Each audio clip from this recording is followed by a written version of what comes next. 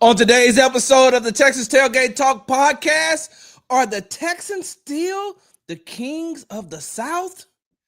We'll talk about that and much more with ESPN's DJ Bien-Aime. It's something you don't want to miss, and I guarantee you that we're going to find something that we do not agree on.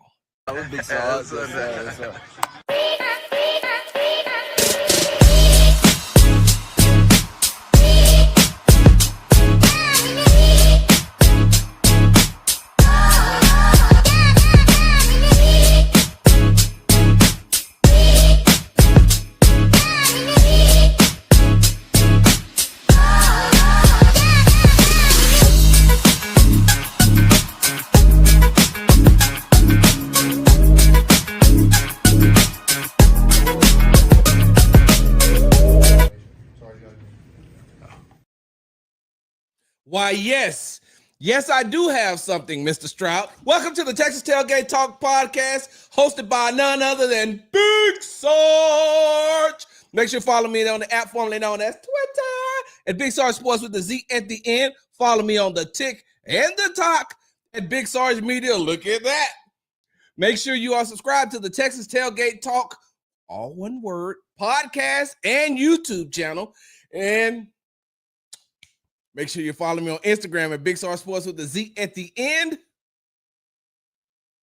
Because, you know, we do everything for the gram. Hey, listen, before I get started, before we get going up in here, hold on. Who all up in here already? Wait, what my little thing? Yeah, I like to put that on the side right there.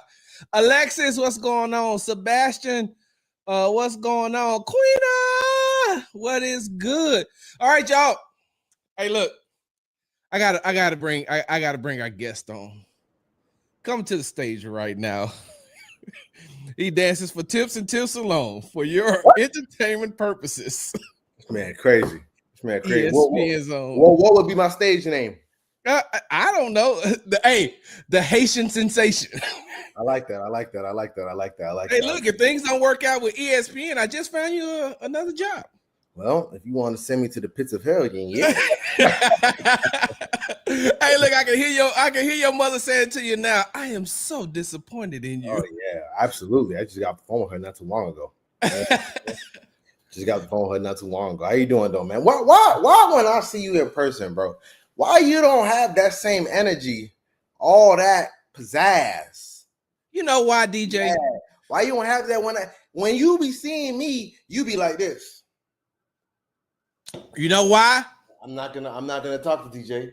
I know DJ gonna be loud. I know DJ gonna want to agree. I ain't gonna talk to him. Yeah, DJ, do you know why? Let me tell you why. Because if I didn't know any better, I honestly and truly believe that you were an only child. But I know that you are an only child. You know who's the only child? Cody M. Davis is the only child. And you act more like an only child than he does. Every time I see you, DJ, you always want to debate. I don't understand. Look, I don't understand how you got into sports when you really missed out on your true calling. Like, it should be 2 attorneys living in your house right now. You might be right. I mean, I'm just saying. You might be right. I ain't gonna lie. Because you always want to debate. So, because I do live and married to an attorney, when I come in, I'm always on the defense. Kelly in the comments? Who, Kelly? Yeah, man. Shout out Kelly, man. Hey, man, I'm going to shout out Kelly. He got to get home first, man. Hey, look, Kelly's going to be on the Sports Talk with Big Sarge show. We got some basketball that we got to talk about. We're going to talk about Jalen Green. You know, something. Yeah. You know how I feel about Jalen Green. Yeah, I already know, but you love Tyler Hero. I do not love Tyler Hero. You do love Tyler Hero. I do. What? But anybody that know me know I think Tyler Hero should be on the first plane out of Miami, whether it's to Utah, whether it's to China. I don't care. He got to get off the Miami Heat. What? He can't be for one on my team. That's for sure. So wait, so hold on. So you want to get rid of Tyler Hero, but you want to keep Duncan? No. What? But everybody can go. But everybody can go. Now that Jimmy's gone, everybody can be gone except like some of the young guys, like Ware, some of the young pups. But everybody else can go. Everybody. Hey, Miss Jordan, how's it going? Hey, look, DJ, hold on though. Before we get started, let me introduce you all. Let me introduce you first.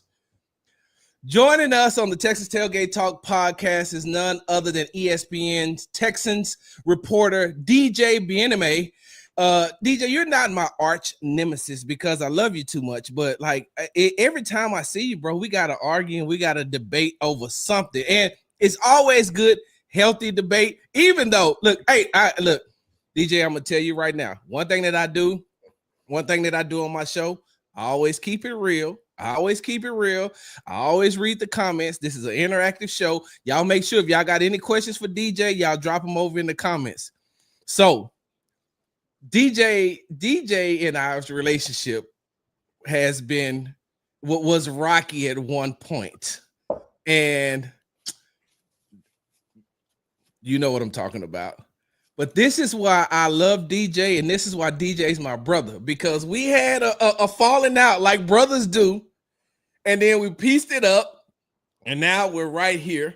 And even though I think that your PE flared up that day. And even though I think that your basketball takes are atrocious. My basketball takes are pretty solid. Your basketball takes are not solid, DJ. I think they're pretty solid if you ask me. Bro. What? Well, look, speaking of basketball, I gotta ask you this. Have you seen the clip of Gilly and Wallow on Paul George's podcast? Yeah. How you let Gilly come on your show and get that off, bro? Yeah, I mean, that was crazy. You're not coming on my show disrespect me like that. What? That's crazy. Hey, that was crazy. DJ, I'd have said, whoa. Hey, stop the camera. Yeah, hey, bro, you're not gonna talk to me like you're not feeling little boy me. He basically called him a bum. You know what I'm saying? Like, we gotta get everybody up out of here and rebuild again.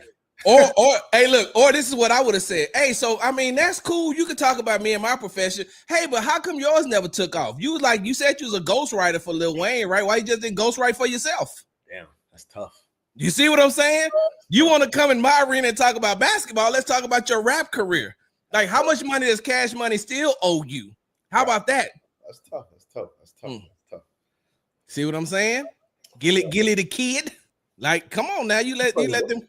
So anyway, as I digress, once again, tune into the Texans Tailgate Talk podcast. I'm your host, Big Sarge. I have ESPN's own DJ Bien-Aime right here. DJ, let's jump right into it. Before we talk about the Texans, I do have to ask you, here you go, like the puppy. No boy, hey, look. Hey, what's the puppy's name? Eevee, like the Pokemon. I don't do Pokemon, so I don't know what that means. Can you spell it? Eevee. So the puppy is joining us as well, because I don't know what that means. DJ, I know you was not playing Pokemon Go. I only did for like a couple of weeks, but you couldn't battle anybody. But when I was a kid, I played Pokemon a bunch. I actually got a Nintendo Switch in my room that I play sometimes. Like I'll play for like a month, maybe 2 months, and then I won't touch it for a year. I wish I got a new Pokemon game coming out this year, so I probably grab that one off of my Nintendo Switch. I wish that Pokemon Go was the one where you got to go around and looking for. Yeah. I wish I would have seen you at NRG. Well, that one came out in 2016, so I haven't. You feel me? Like, so you was in New York looking for Pokemons when you was at the Jets. I was back home getting ready to go to Louisville, so I was just back at the crib. So I was in Miami and Broward doing that. Oh yeah, when you went to Louisville, when Pokemon meant a whole nother thing. They was like, what you need? You need 20. Or you need a quarter pound. Like what? What kind of Pokemon you talking about? Hey, look, Pokemon is code word for something else in Louisville.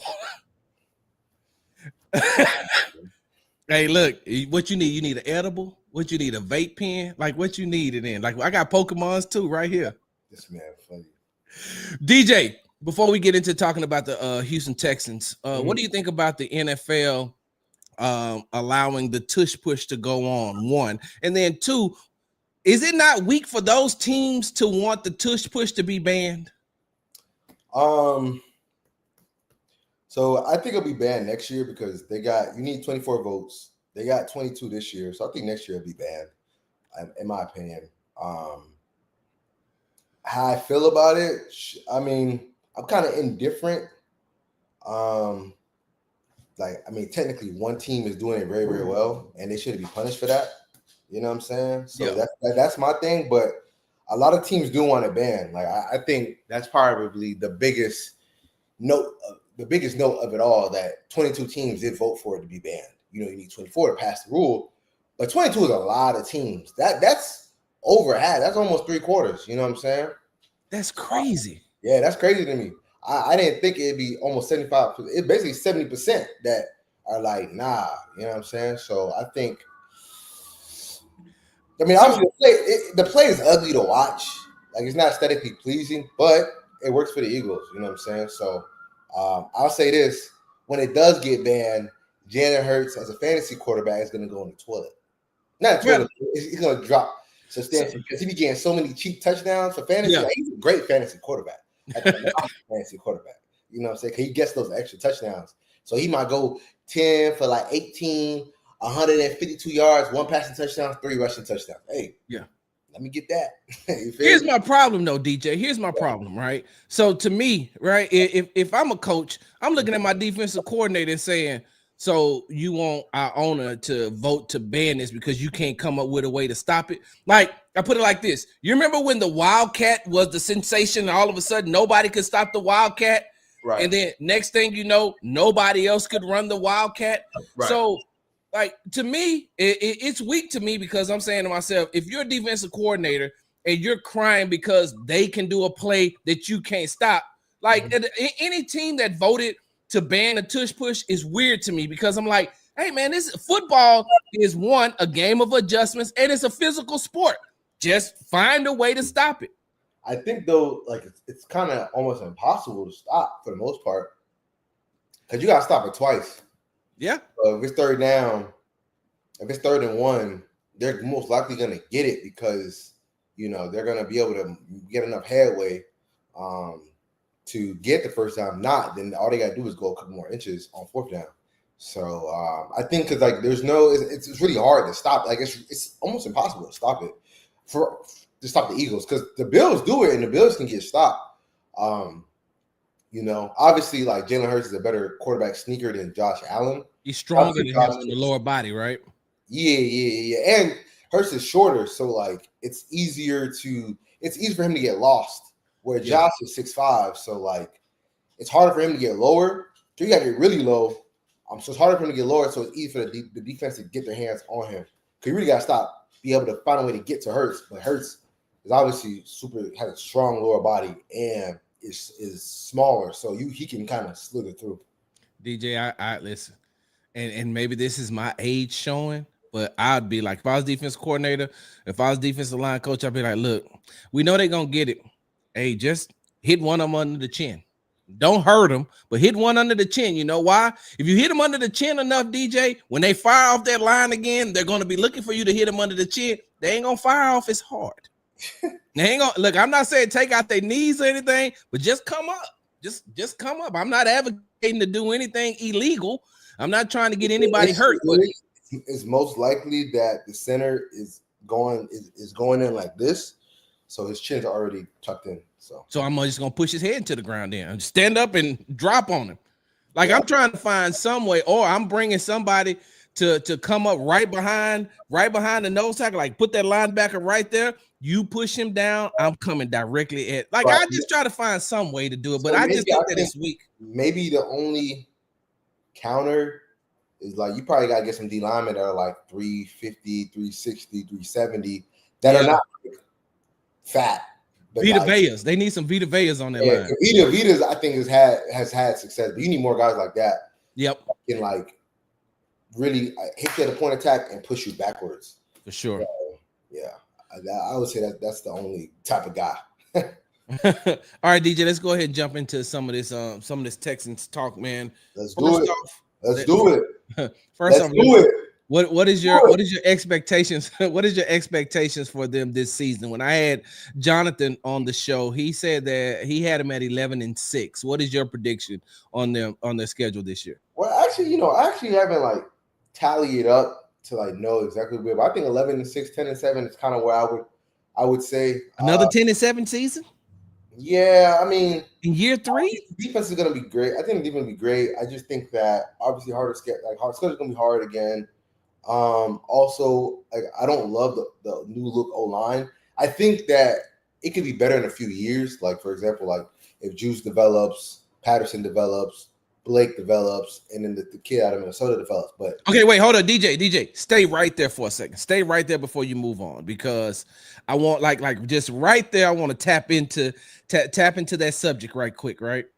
So with that being said, you're not as impressed with the Houston Texans offseason this year as you was last year, correct, and especially because with the offensive line additions. Correct. I think that last year they were better. The 2024 team was better than the 2023 team.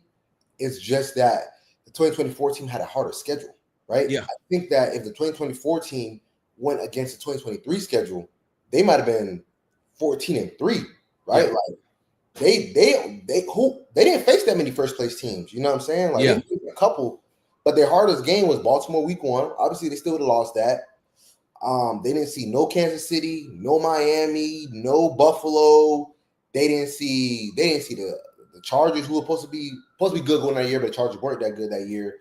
They didn't see. There's so many good teams they did not see that they had to see in 2024, right? They had to see the Bills, Ravens, Chiefs, Lions, Packers.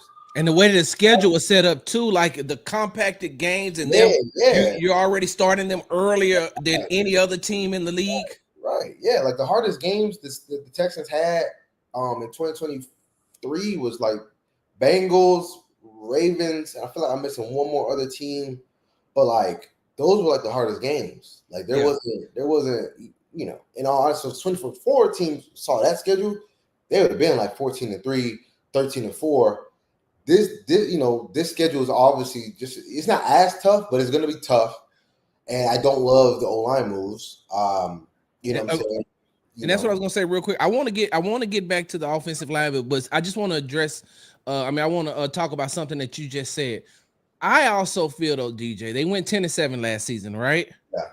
Barring injuries, I still got them going 12-5, at least 12-5. If they had a healthy Nico for the entire year, if they had a healthy Stephon Diggs for the entire year, I don't think so. And then hold on, you don't lose Azeez as far as injury and suspension, and he's there the whole time. I feel like if they would have had their whole offense, they would have won 2 more games. Who would have beat him? Hold on, I gotta look at. Let me go and who would they have to beat? They'd have definitely beat the Jets. No, they wouldn't have. They would have beat the Jets. It was a short. The Texans against that regime did not match up well against them. They wouldn't have beat the Jets because the O-line played like dog. You know what? Yeah, like, but what? Having Stephon Diggs and Nico, that doesn't change the fact that Kenyon Green was going 1-on-1 against Quentin Williams. Yeah, but they would have still had. I mean, who did they have? Hold on, let me pull up the schedule. Give me 1 second. But game track. You know what? I know how to do this. Let's go to right here. Player roster offense. Yeah. I mean, you feel me? Like I don't think they'd have won that game. Maybe you can't say the Titans game because the defense is the one that gave it over 30. Yep. Yeah. So hold on. Let me see, because they were missing some. They were missing. So let me see. They wouldn't have beat the Vikings. No, that game was all available. They were all available in that game. They would have beat the Packers if Joe Mixon played. They were all available in that game. Joe Mixon wasn't available. Joe played in the Packers game. He went for over 100. Wait, hold on. No. Take that back. Azeez wasn't available, right? Or him? Yeah, but that's not why they lost. No. One of their players. I think Nico didn't play in that game. It was Kake and Steph. They wouldn't have. They still wouldn't have won because the O-line was getting absolutely ragdolled. And I think they still would have won. They would have been able to get. And it came down to coaching is what lost that game to me. I feel like they would have beat the Packers. Hold on 1 second. Let me see what another. Coaching was gonna. But if it's coaching, how does Nico fix the coaching? Well, I mean, did you see what they did at the end as far as I understand what they did at the end, but at the end of the day, if Nico's in the game, you're calling different plays. You're going to Nico probably at the end instead of kicking the field goal. They kicked the field goal, right?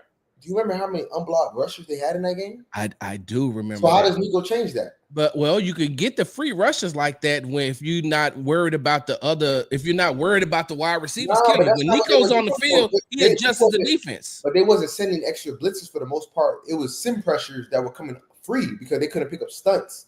and they couldn't pick up the sim pressures. And then sometimes they would send extra, but for the most part, they were doing what the Vikings did: have a bunch of guys at the line, and then in a double A got mug, and then drop out. You know, what I'm saying? Have guys come from different ways. So it was still like 4. You just didn't know which way. So I don't know how Nico fixed that, because we saw literally a couple weeks prior the same situation against the Vikings where you had Stephon, you had Tank, you had Nico, and they still lost that game.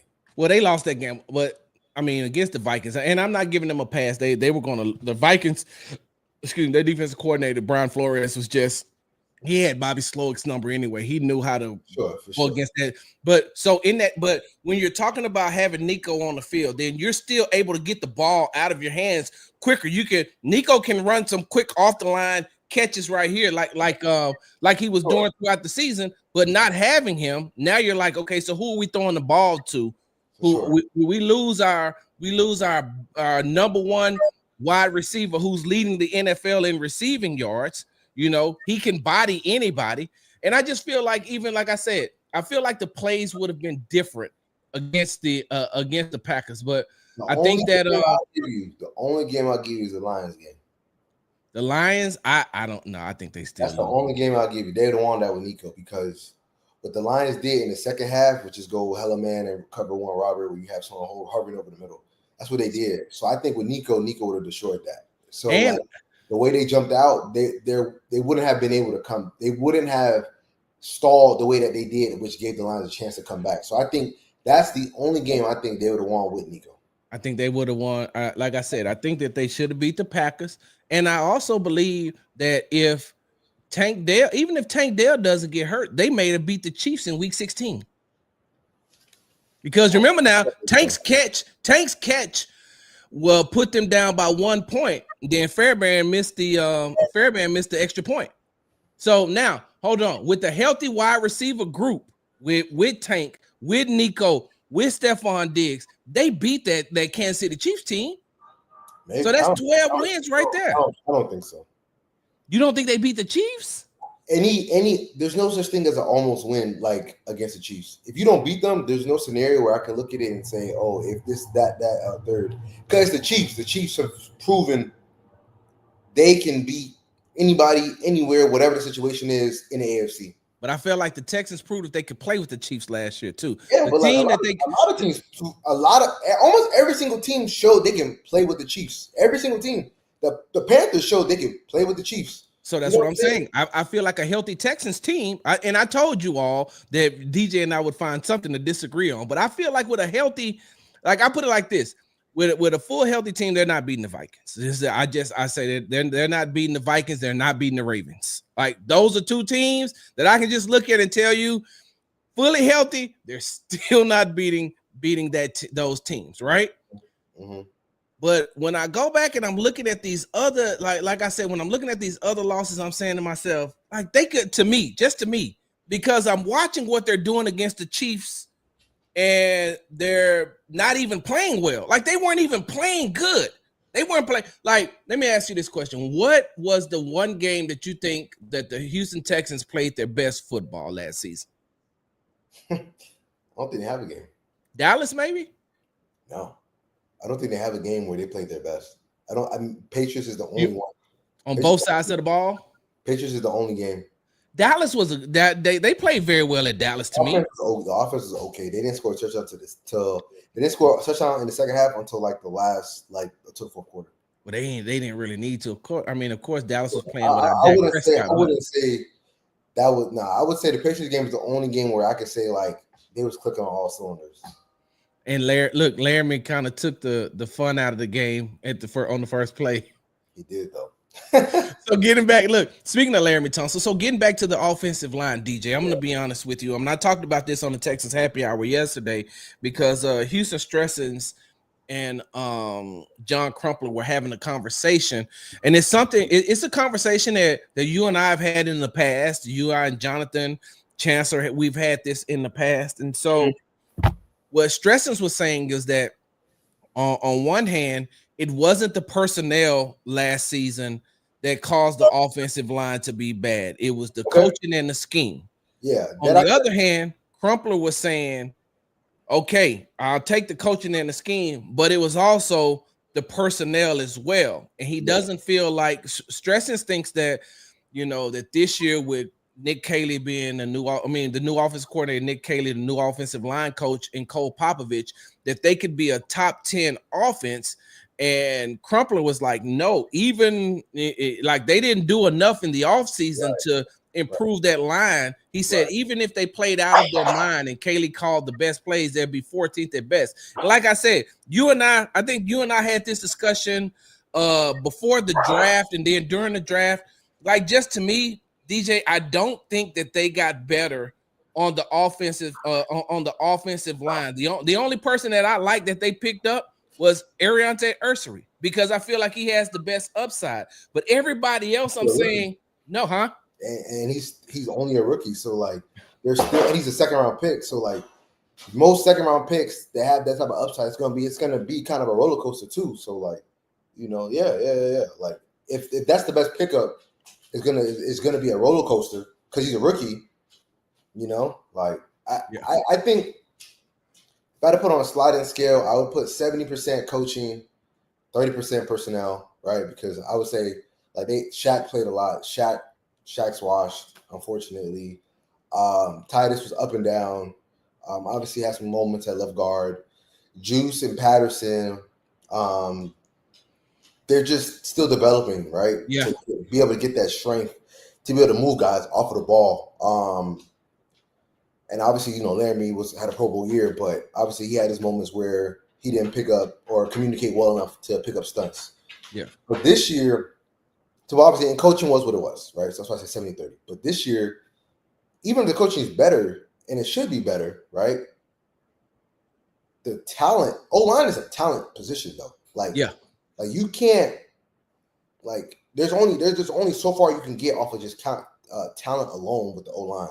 Like, the Eagles, they got a great O-line, they got a great O-line coach. But they've had Hall of Famers on their O-line. You know what I'm saying? Like Lane Johnson and Jason Kelsey in their primes towards the end of the day, whatever, all Hall of Fame guys. And you got Jordan, at the left tackle, who's all pro, right? You got Mekhi Becton, who's a former first round pick. Yeah. That had a lot of talent. He just couldn't get it together in New York. He needs just a fresh start. But again, like guys that have high upside, have high talent, right? And you just need to coach that together. We've seen a lot of these guys in the league struggle mightily, right? Like Karen Robinson, like he got traded. He got benched in Jacksonville, got traded. But he was with the Vikings. He was solid with the Vikings. But if you look at all the advanced stats, he had a high pressure. He allowed a high pressure rate. Obviously, Tomlinson was anytime you search any Kenyon Green numbers about pressure, guess who was right now? Guess who was right around him? Tomlinson. He was right around him, right? We bought Ed Ingram. Anytime you look at any Shaq Mason numbers, guess who was around him? Ed Ingram. Who was benched in week 10 for ineffectiveness. Kevin O'Connell was like, that coach speak, DJ, we decided to go a different direction. Right. Yeah, like, you know what I'm saying? So Trent Brown. Right. So, I think that there'll be better competition, you can say, but like who is the guy on the O-line you can be like, oh, he's gonna be a Pro Bowler this year? Or he can be all pro this year. When Jonathan and I were talking, there's only one certainty about the Texans offensive line that I can say. Titus Howard gonna play somewhere. I don't know where he's gonna be. That's a good one. Titus Howard is gonna play somewhere. Titus Howard is gonna play somewhere. Everything else is just gonna have to play itself out. And DJ, I feel like this. I said this on because I said this on a previous podcast. Like this year, this is the year Titus should fight to have that C on his chest. He needs to become the leader in that offensive line room. He needs to take control and command from training camp, from OTAs, mandatory minicamp, and throughout training camp so that he could get that C put on his chest this year. It's just time. He's going to his 7th season here. And, outside of the guys that they brought in the offseason, everybody else knows him. But the only reason I say, there's 2 reasons why I say he wouldn't get it. One, if he just gets outworked by another offensive lineman, then of course. But 2, DJ, they've got to find a place for him start like next week when we get to OTAs, they should tell Titus either you're gonna play right tackle or you're gonna play left guard. But wherever we're gonna put you, we're gonna put you there and we're gonna leave you there. And barring injury, we're not gonna move you. Because if you put him in a position to where he knows that he's going to be this, then you let him develop and get everything that he needs to be effective here. But if you're saying, hey man, we're gonna put you at right tackle, then we may move you to left guard, or we're gonna have you playing some left guard during training camp. You're like, okay, in case of emergency, cool. But where am I going to play? They need to come up with a plan, design a plan, and say, right here, right now, this is where they're gonna put him. Right. I agree with that. I don't know if Titus has a personality to be a captain though. Not saying like he a bad guy or like I think like his personality is kind of more like he kind of has a very similar personality to like Laramie, right? And yeah. Like Laramie was more like the captain because he just was one of the best players in the league, right? Yeah. Titus has more of like I'm gonna lead by example, and I think with that C on your chest, you kind of got to be more vocal. And Titus isn't necessarily like that vocal of a guy. You know what I'm saying? Like more like I'm gonna just do my job, and y'all can watch me, because he kind of has some personality to let me.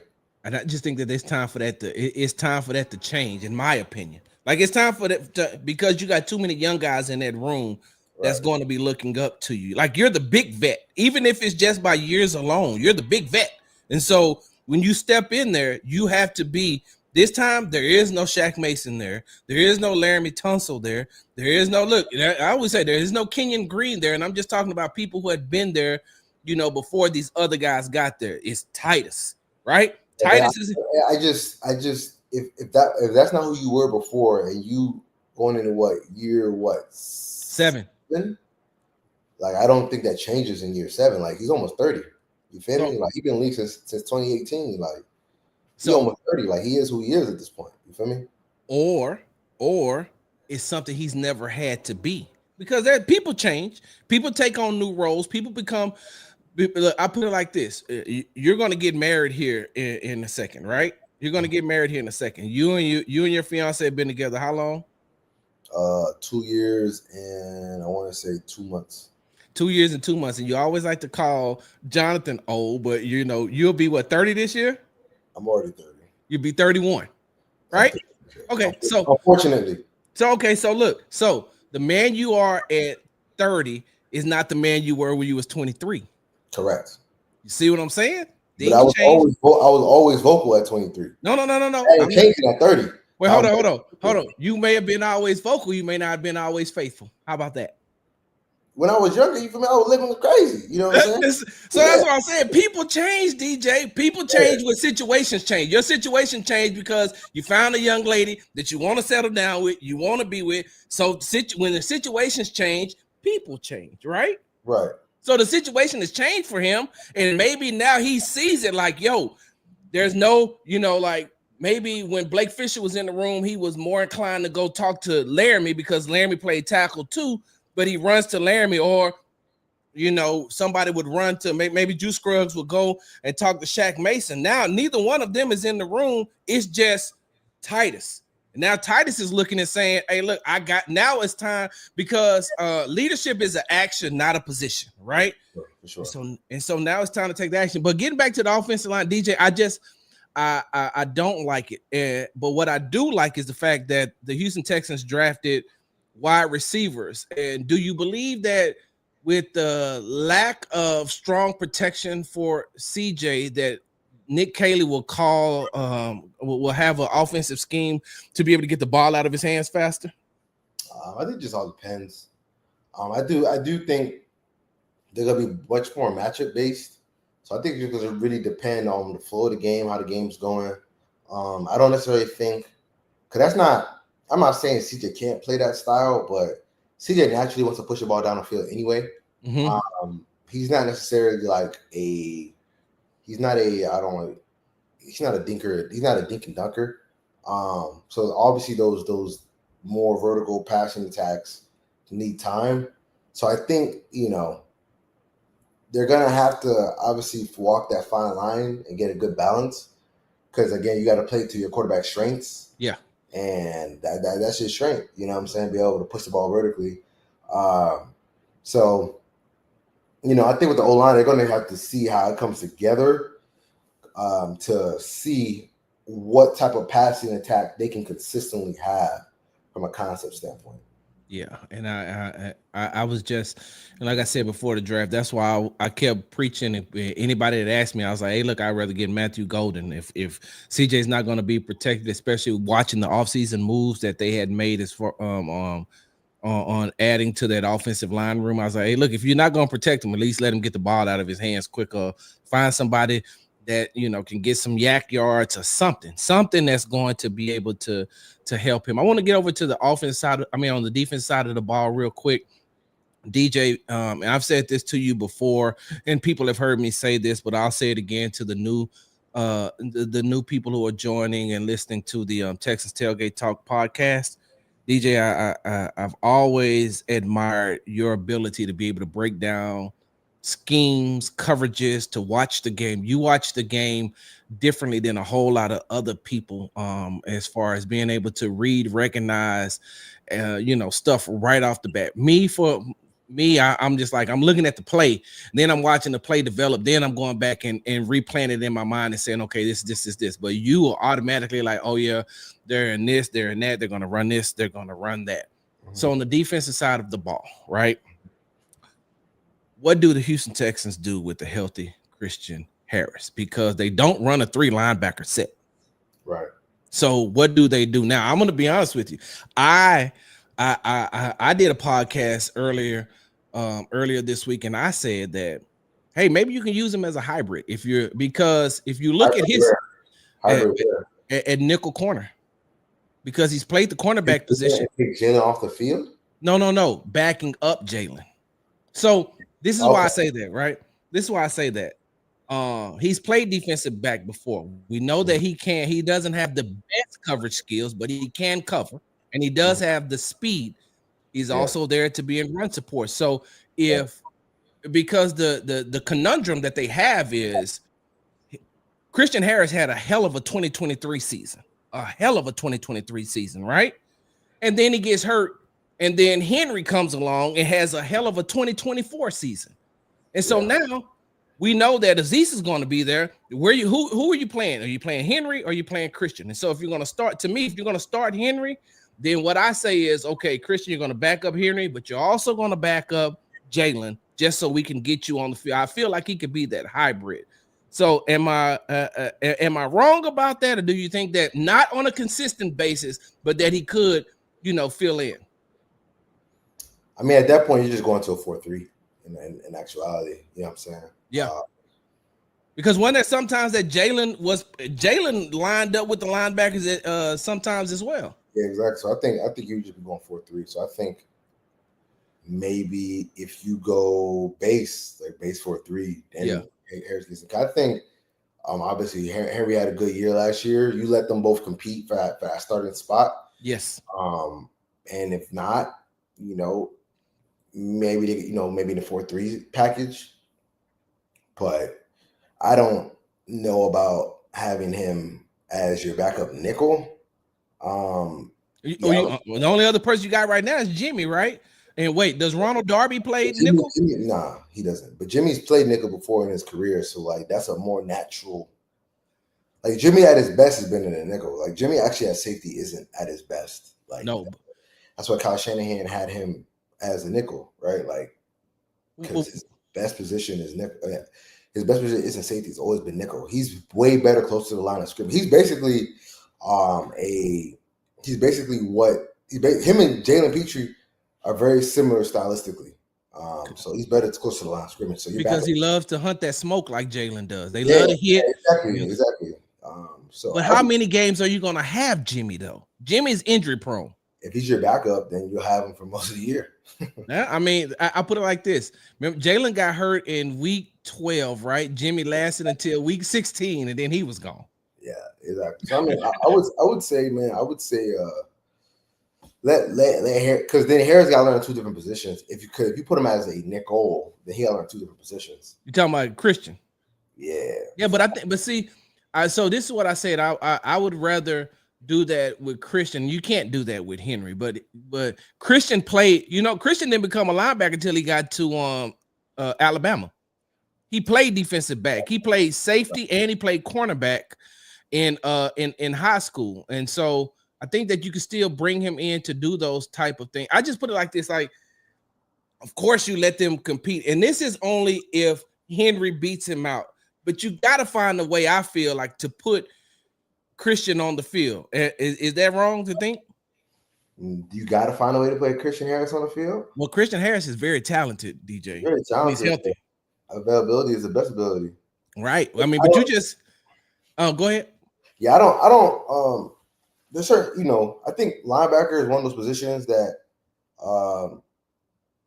as long as you got competency, as long as the guys are competent and solid, you can get by with solid linebacker play across the because there's not like a big difference between a solid linebacker and a good linebacker in today's NFL. Yep.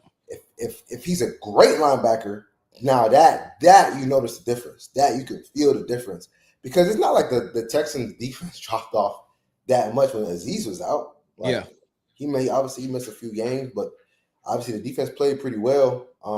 Henry played well in Azeez's absence. Yeah, like that. And so did Neville Hewitt. Yeah, exactly. You know what I'm saying? Obviously, there was still a little bit of a drop off because Azeez does bring a next level craziness to the game, which you need. But again, like, you don't necessarily, like, you're not like losing that much between, like, it's not moving the needle that much if you have Christian Harris out there versus if you have Henry. So I don't think it's like you gotta find a way to get Harris on the field. That's not gonna take your defense from top 10 to top 5. No, for sure. But I'm just saying, like, a healthy Christian Harris, like, you don't want the talent to just, be on the sideline either. Like, there are some very good things that Christian Harris does do. If Henry is better, then that's just what it is. Yeah, no, don't get me wrong. Like I said, I like, how I feel about it. I like them both, and I'm ready to see this competition in training camp because they're really good friends. Like, they are like really good friends. Right. And so they're going that competition. DJ, I just got 2 more questions that I need to ask you before I let you go. Once again, you're tuning into the Texans Tailgate Talk podcast. I'm your host, Big Sarge, along with ESPN DJ Bien-Aime is here.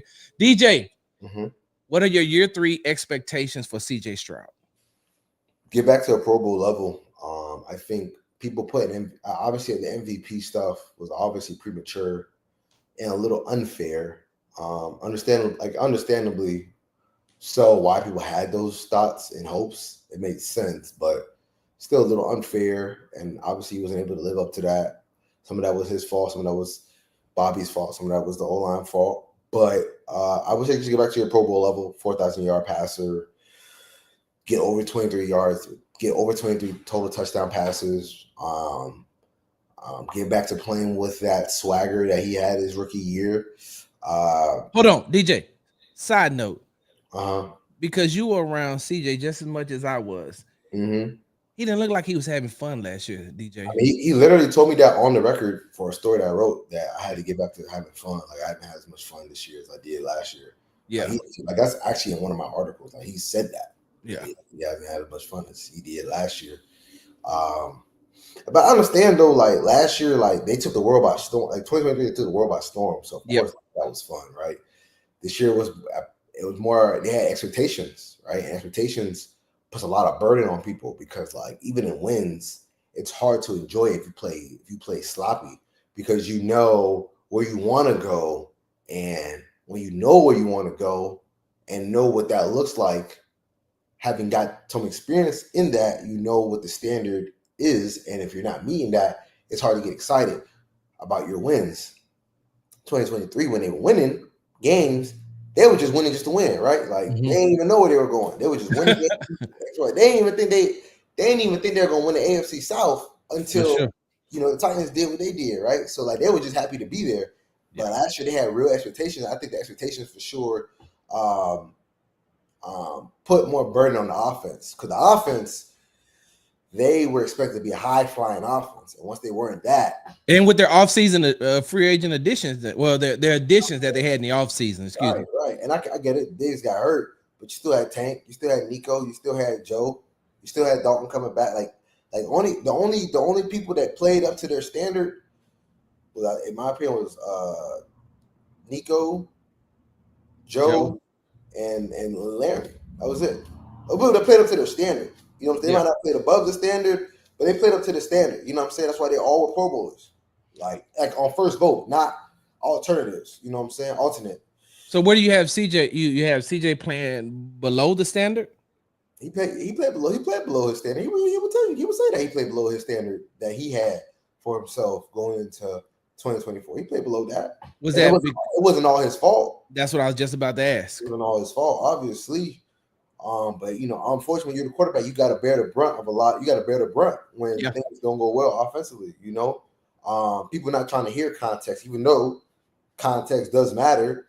People not trying to hear that. You know what I'm saying? Because there were enough plays of CJ not doing his job to where you can't necessarily blame it all on the offensive line. You know what I'm saying? Because obviously he tripled his interception totals. He tripled that from his first year to second. Even though like interceptions is looking at quarterback play only through interceptions, the total interception is an antiquated way of looking at it. There's a lot more plays that factor in. There's more context within interceptions, but I think going into this year, he just got to play up. He got to surpass what he did his rookie year, which is, you know, get to back to the 4,000 mark, more touchdowns, higher completion percentage, and it will be good. You know what I'm saying? So yeah, I didn't like the fact that watching CJ last season and just watching the way, you know, even in his actions, like I said, he just didn't look like he was having fun. And not only did he just looked like he had so much pressure on him. And so I would like to see him get back to not having so much pressure on him and just going out there and just having fun playing the game. And like I said, I've never seen Nick Caley call one play in the NFL, so I don't know what type of offense he's going to call. Right. I don't know what he's going to do. Right. But, you know, hopefully he'll be able to get him there to do something that he would be able to, you know, to be able to have fun. And DJ, I had a feeling, and I don't know if you remember this or not, but remember we were in Ohio for the practices. Yes. And I've told this story on multiple occasions, but I'm gonna say it again. When Bobby was telling me that one of the reasons why CJ was holding the ball so long was because we were trying to get him to go through his progressions, I said, Bobby, I'm thinking to myself, Bobby, what are you talking about? Like, what are you talking about? I get you trying to get him to go through his progressions, but I also felt like that made him develop a bad habit. I feel like he developed a bad habit last season of holding on, Of holding on to the ball? Holding on to the ball. Always hold on to the ball. Huh? He always holds on to the ball. Not as long. To me, last season, like the season prior, he was able to get the ball out of his hands fast enough. I don't know. Maybe you can look at the time to throw. Yeah, I can look at the next gen stats right now. Like, and his time to throw was roughly the same. But I just felt like it just looked like he wasn't as fluid in getting the ball out of his hands. And I also feel like in year 2, the route concepts changed from year 1 to year 2. And it looked like it took him longer time to develop in those route concepts. So I would say, hold on, it's actually kind of funny. His time to throw was actually faster in 2024 than it was in 2023. Was it? Yeah, but only by it was 3.04 in 2023 and then 2.97 in 2024. But I think the intended air yards was down a whole yard in 2024. So I would say I didn't mind that because you do have to be able to go through your progressions. Because what happens if they take away your first read? You got to be able to naturally work to 1, 2, 3 because that's how it goes. Yeah, but Bobby was having him hold it to go through the 4th progression. Sometimes you got to do that. If you got time, you got to do that. That's what the great quarterbacks do, though. Some quarterbacks, obviously they might be able to get to they always get to their first read because hell no, DJ. I'm not gonna let you get away with this one, DJ. You were standing there right next to me as we watched the offensive line get their ass beat consistently from the defense last year as Nick Caserio is on the opposite end during training camp watching that offensive line get beat. Hold on. And I know that it was backups because Laramie didn't practice a lot. Shaq didn't practice a lot. Titus didn't practice a lot, but you're watching and you're saying, even with these guys back, I don't care about the amount of money that you're paying. Even with these guys back, like when they came back and they practiced, like was that like the last week or two of training camp? They were still like they still look bad, and so you're still having him hold on to the ball as he's getting a tremendous amount of pressure. He to me. This just to me, and this is, you can disagree with me, of course, but I'm sitting there saying you want him to hold the ball, but he's already been sacked. Like Will is already standing it next to him. For the most part, as soon as he drops back, Will is standing next to him, or Daniil is standing next to him, or Tim Settleton made his way through and is standing next to him. So you want him to go through his progressions, but in game time situation, he'd already been sacked, or he'd had to get out of the pocket. Yeah, but I think in those scenarios, because sometimes it might be just a muddy pocket. And those muddy pockets, you still got to work through your progressions. So I don't think Bobby was tripping on that. He was tripping on a lot of stuff, but he wasn't tripping on that. I think that Bobby was tripping on that because you want him to Sarge, in the game, if they take away your first read, what you supposed to do? No. Listen, hold on. Have you ever known CJ not to be able to go through his progressions? Even in college. But yes. He can in college, but in college he had a lot of time too. Yeah. Obviously, he knows how to go through progressions, but don't you want to continue to, just because that's a good trait of yours, don't you want to continue to work on that trait? Yes. So yes, DJ. Why did they work on that? Hold on. Yes, you're right. Because in practice, you drop back. You got Nico against Derek one-on-one. If Nico is your first read, you already know that he's gonna have a hell of a time over here with an all-pro cornerback, right? So if you drop back and Nico not open, you already know your second progression is Stephon, who may be locked up with Kamari, right? Okay, so bam. The third one may be Dalton or whatever the case may be, or Tank, whatever the case may be. But if he drops back and he looks and Nico's open, because Bobby was having him hold on to the ball even when the first wide receiver was open. So that's what I don't understand. You having to drop back, and if Nico just so happens to be Derek, he's open, but you don't want him to throw that. You're like, nope. Okay, let me throw to, let's just say it was Nico, then Stephon, then Tank, and then Dalton Schultz is your fourth read. Okay, I got that. But that's a long time to be holding on to the ball to go through your fourth read, especially with an offensive line that can't give you that amount of time. You know who has that amount of time? Jalen Hurts. Jalen Hurts has that amount of time with that offensive line that he has. Who else?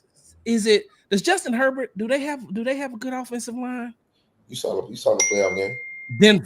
Denver has a pretty good offensive line. Bo Nix has time.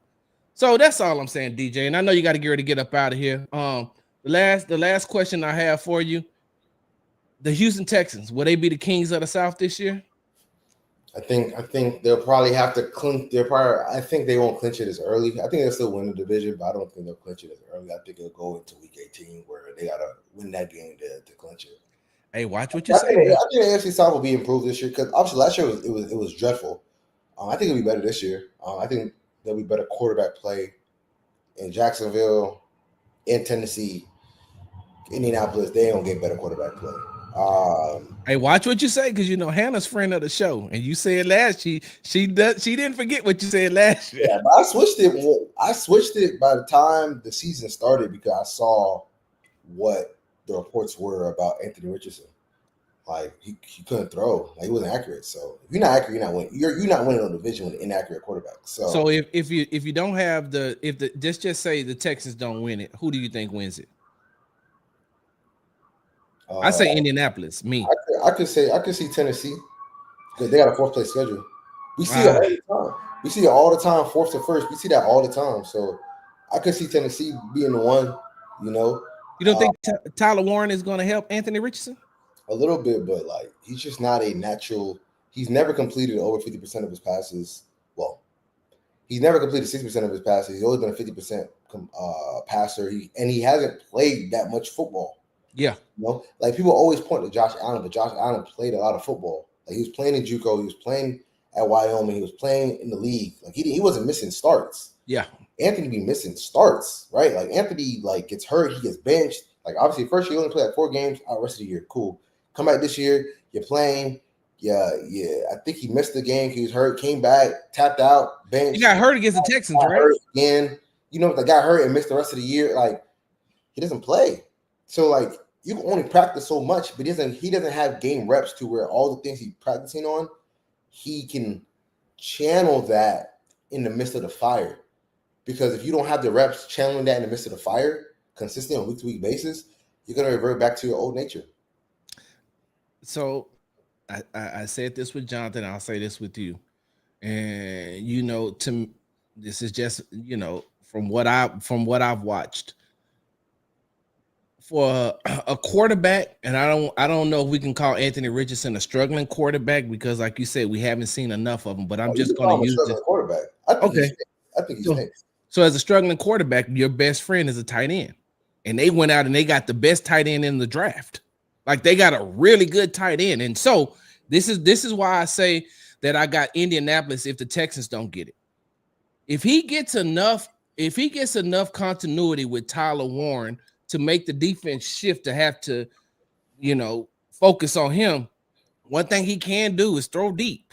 And he still got some weapons to be able to get the ball down the field. Are we even sure he's going to win the starting job over Daniel Jones? Oh, yeah, he will.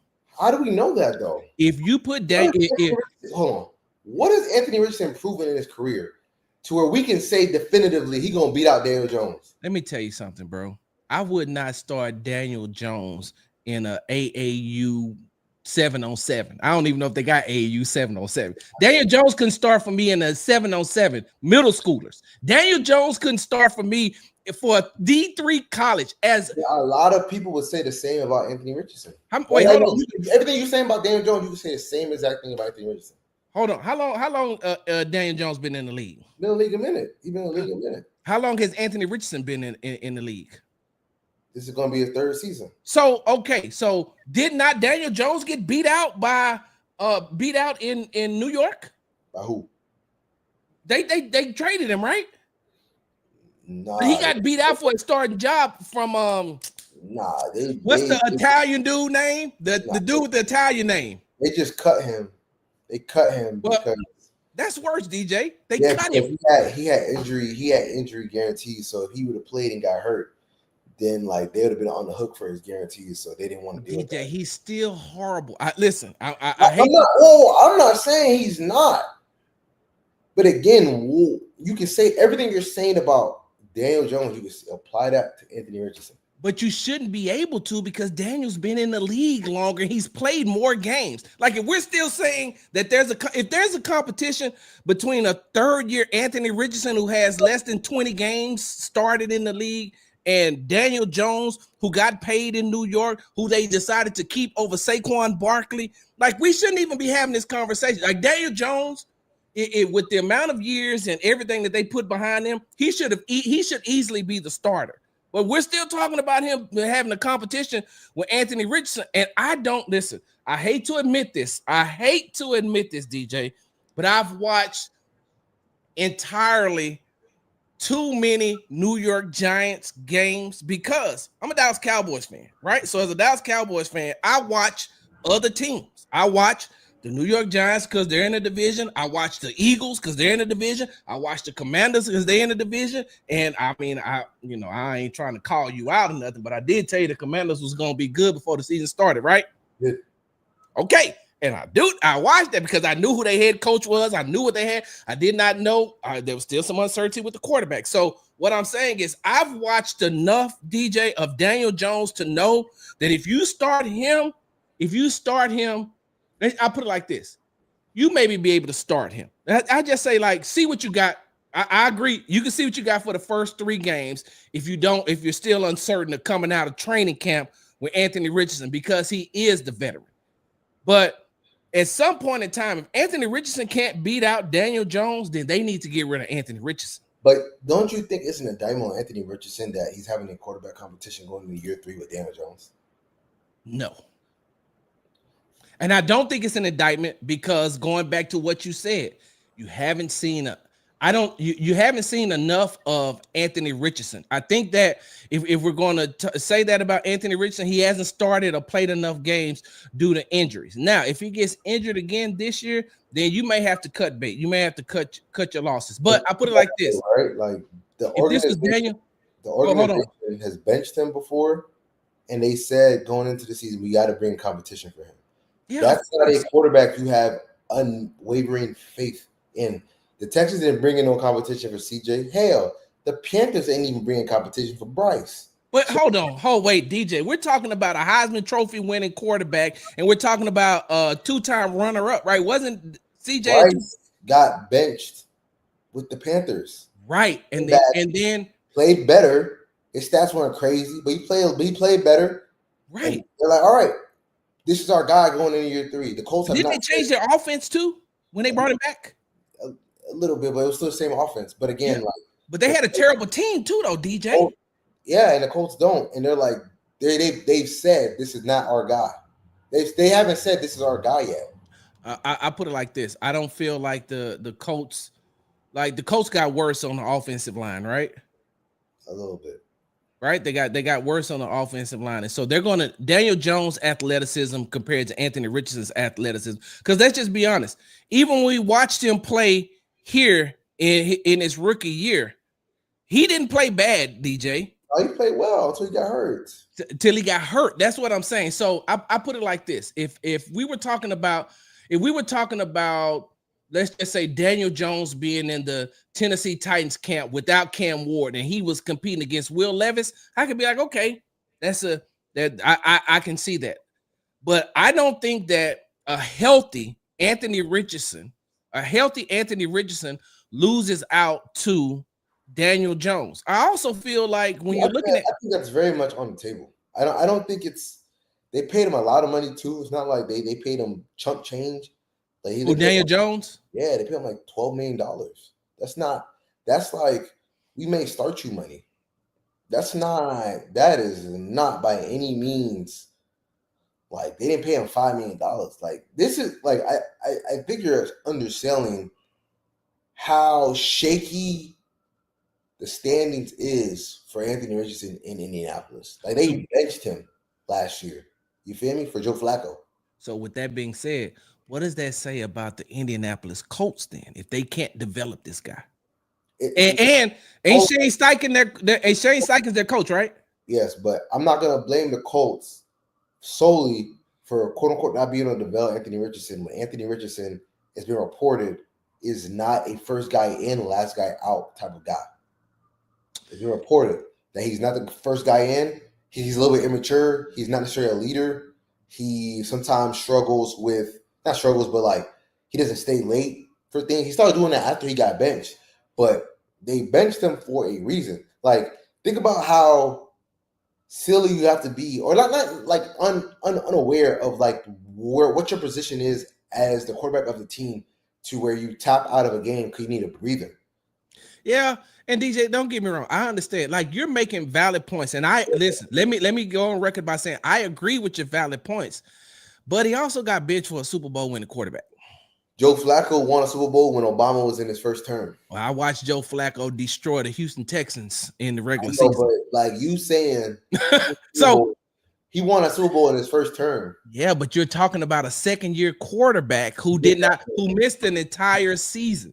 Thank you, Miss Jordan. Tommy DeVito, that's who replaced Daniel Jones. My point is, you're saying he got benched for Joe Flacco, Super Bowl winning quarterback. Joe Flacco has made the playoffs only twice since that Super Bowl. That happened during Obama's first term. We are like 4 terms removed from that. So, with that being said, though, how many games do they play in the regular season? 17, right? I think we're going to see both of them. I think we're going to see Anthony Richardson and Daniel Jones. 17, and he only played in 4. Like, I know I sound like I'm trying to I'm caping for Anthony Richardson. I just feel like his upside, but what you said, and that's the same thing that I've heard, because I know some people who really close to Anthony Richardson, and they saying that he has to get himself refocused. And so, DJ, I want to thank you for coming on. Hey, listen, I gotta let DJ go because I know he got some other engagements that he has to attend to. I gotta play Madden. With who? Stingley? Nah, I'm playing by myself. Oh, Stingley is in what you call it? He in Baton Rouge, right, with his dad in the Cover One camp, right? Yeah. So DJ has to go because he has prior engagements. And I'm gonna stay on, and we're not ending the show. We're just letting DJ go. I'm gonna get to the comments because DJ, you've been on this show before. When I go live, we have a lot of comments on the side, and so I'm gonna go back and read the comments and discuss with the people who has took their time out to be a part of this. And did you see what Kelly said earlier? Talking about if DJ's talking ball, I'm out. Yeah, I know. I texted him too. I texted him like, I was cracking some jokes. I said, "Well, I know ball," and I said, "Jalen Green stinks." Hey, got to have you back on. DJ, tell the people where they can find you. DJ Bien-Aime on ESPN. That's where you can find me. That DJ Bien-Aime at ESPN or DJ Bien-Aime on Twitter. Texans blog on ESPN. You got anything you working on right now? You about to come out? Not really, man. Texas had a boring offseason for the most part, so it's kind of been more chill this year. So look for more during OTAs. Yeah, maybe more during OTAs and mini camp. Yeah.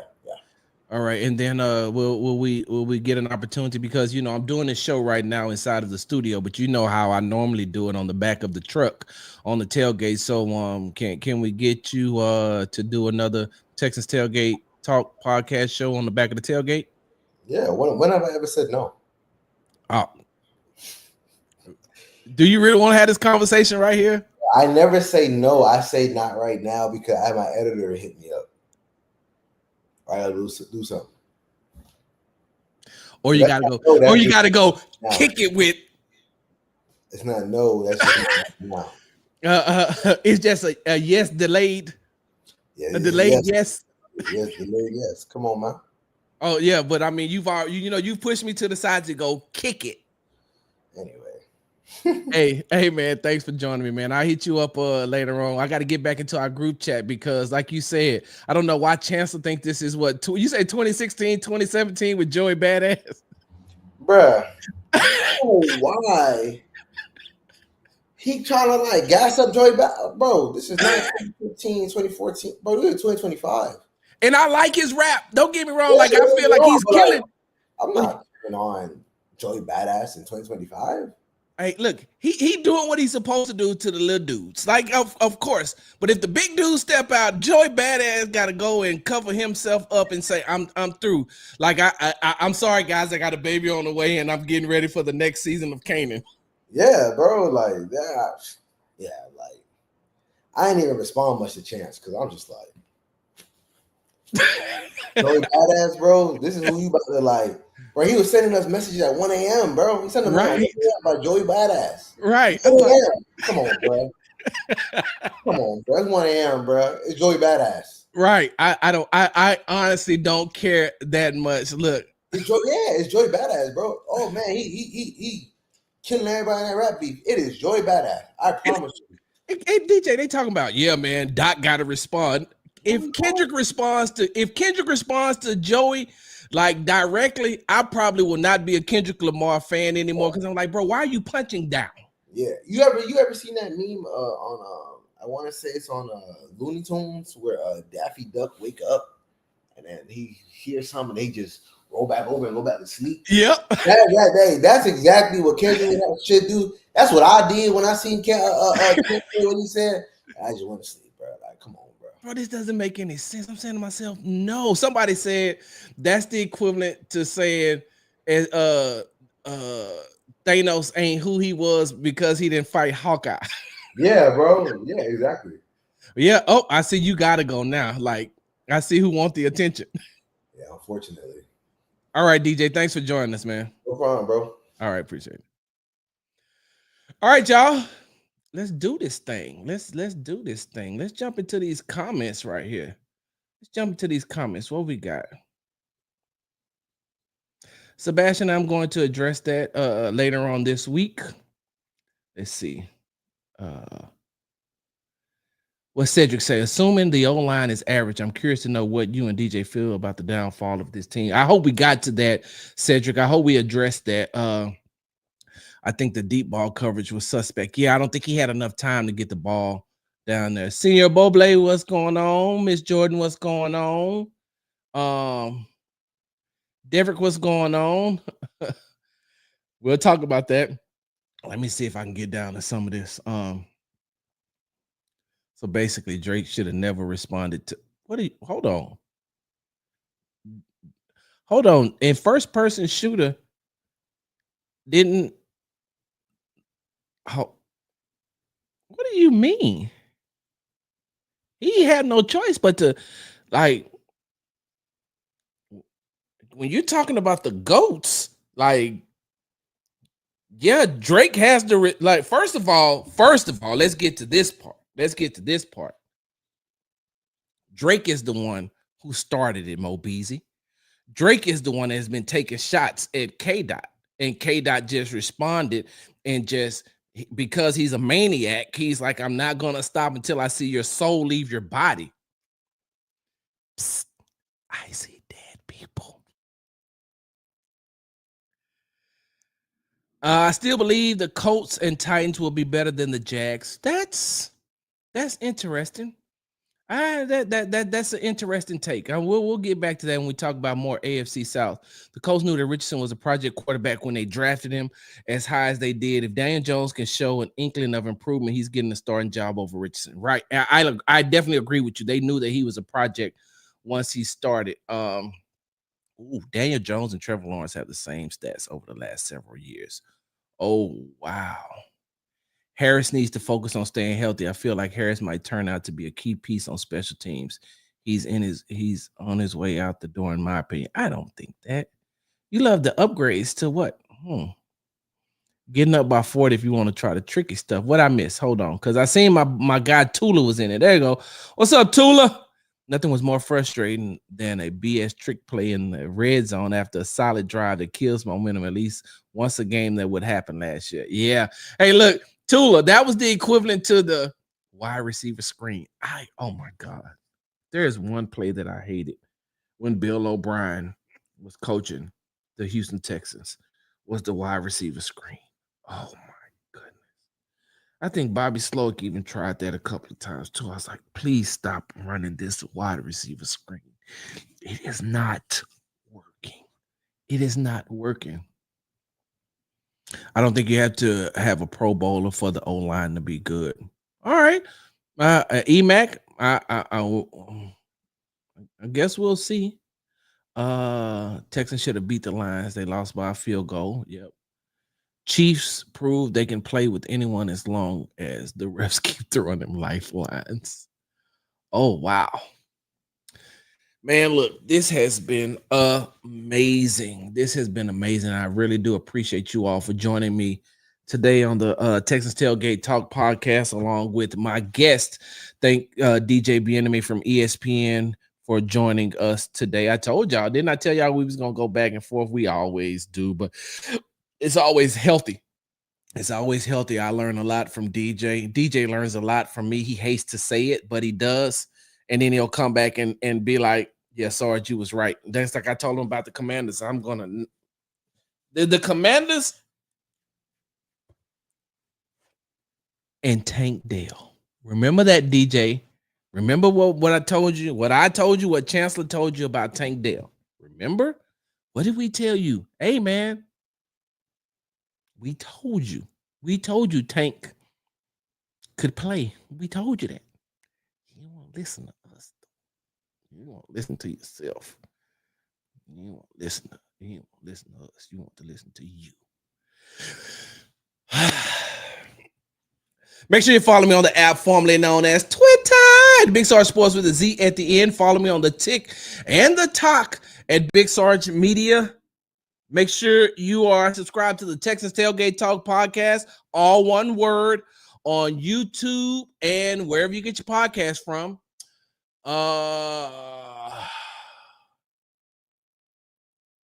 I had a special guest coming up for y'all this week.